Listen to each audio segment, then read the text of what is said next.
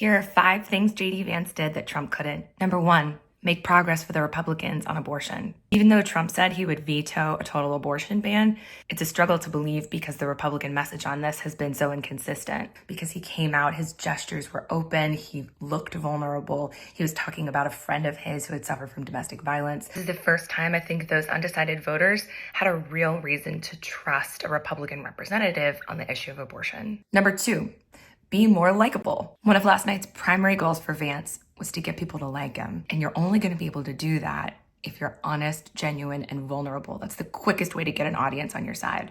And I think he did that. Number 3, make the point clear that Kamala Harris could be talking about all these policies now, but why hasn't she implemented them for 4 years? This was a point that Donald Trump had the opportunity to drive home in his debate, but didn't. Here, JD Vance did it over and over again.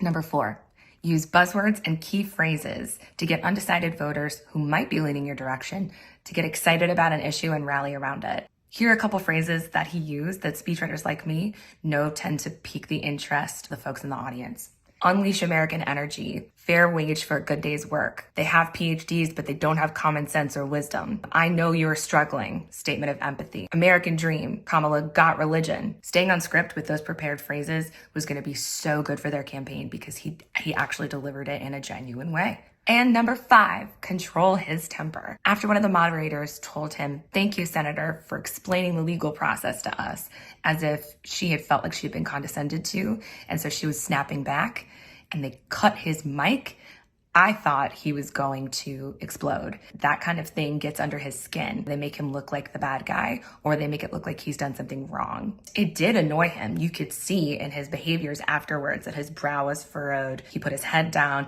but it was like he made a choice. I'm not going to let it bother me. And he didn't. I was looking for that anger to mount, and it never did. So those are your 5 things.